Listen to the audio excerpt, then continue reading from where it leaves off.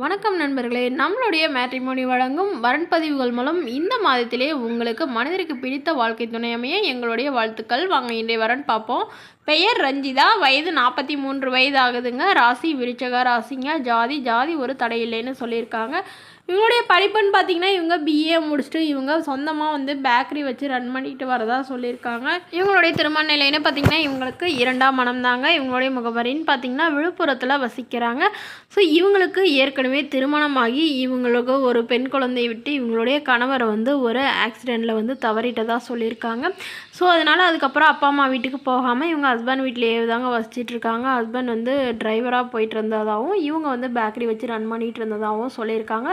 So அவங்க இறந்ததுனால இவங்க பேக்கரியில் நல்ல ஒரு வருமானம் பார்க்குறதாகவும் சொல்லியிருக்காங்க. நல்ல ஓரளவு டெவலப் பண்ணி நல்ல வருமானம் பார்க்குறதாகவும் சொல்லியிருக்காங்க. அதனால் ஒரு 1/2 ஏக்கர் காடும் இருக்குங்க. ஒரு 2 மாடி வீடு கட்டி வாடகைக்கு விட்டுருக்காங்க. அது இல்லாமல் இவங்க தனியாக இருக்காங்க. ஸோ அதனால் என்ன சொல்ல வராங்கன்னா, தனக்கும் தன்னுடைய பொண்ணுக்கும் நல்ல ஒரு துணையாக இருக்கிற அன்பான மணமகன் வேணும் அப்படின்னு எதிர்பார்க்குறாங்க.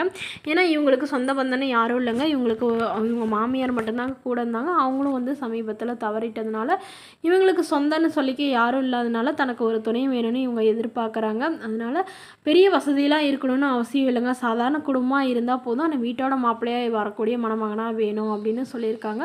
படிக்கலைனாலும் பரவாயில்லன்னு சொல்லியிருக்காங்க. ஸோ இந்த மணமகளை உங்களுக்கு பிடிச்சிருந்தா கீழே உள்ள வாட்ஸ்அப் நம்பரை தொடர்பு கொள்ளவும். அடுத்த வரன் பெயர் பார்த்தீங்கன்னா நேத்ரா, வயது 33 வயது ஆகுதுங்க. ராசி துலாம் ராசிங்க. ஜாதின்னு பார்த்தீங்கன்னா ஜாதி ஒரு தடையில்லைன்னு சொல்லியிருக்காங்க. இவங்களுடைய படிப்புன்னு பார்த்தீங்கன்னா இவங்க டிகிரி முடிச்சுட்டு இவங்க தனியார் நிறுவனத்தில் மாதம் 18,500 சம்பளத்தில் வேலை பார்த்துட்டு இருக்கிறதா சொல்லியிருக்காங்க. இவங்களுடைய திருமண நிலைன்னு பார்த்தீங்கன்னா இவங்களுக்கு முதல் மற்றும் மறுமணம் எதுவாக இருந்தாலும் சம்மதம்னு சொல்லியிருக்காங்க. முகவரின்னு பார்த்தீங்கன்னா ராமநாதபுரத்தில் வசிக்கிறாங்க. ஸோ இவங்களை ஒருத்தரை லவ் பண்ணி திருமணம் பண்ணி இவங்களை விட்டுட்டு வேறொரு பெண்ணோட போயிட்டதாகவும், ஸோ இவங்க அதனால் தனிமையில் தாங்க இருக்கிறதாகவும் சொல்லியிருக்காங்க. இவங்களுக்கு அப்பா இல்லைங்க, அம்மா மட்டும்தான். ஸோ அவங்களுடைய அம்மாவும் இவங்க கூட தாங்க இருக்காங்க. இவங்க வாடகை வீட்டில் தாங்க வசிச்சிட்ருக்காங்க. பெரிய வசதியெல்லாம் ஒன்றும் இல்லைங்க.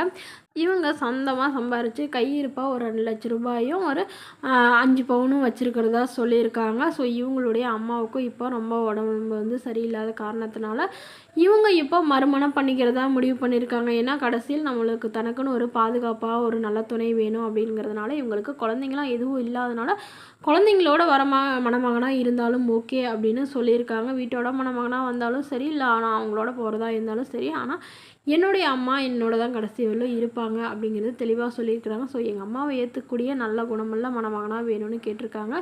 ஜாதி வசதியெலாம் இருக்கணும்னு அவசியம் இல்லைங்க. ஓரளவு நடுத்தர குடும்பமாக இருந்தாலும் பரவாயில்ல, சாதாரண குடும்பமாக இருந்தாலும் ஓகே நான் ஏற்றுக்கிறேன்னு சொல்லியிருக்காங்க.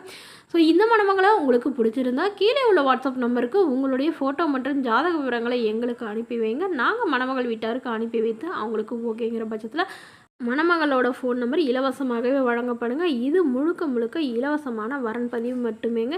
இது போன்ற இலவச வரன்களை உடனுக்குடனே நீங்கள் தெரிஞ்சுக்கணும். நம்மளோட சேனல் சப்ஸ்கிரைப் பண்ணி பக்கத்தில் இருக்கிற பெல்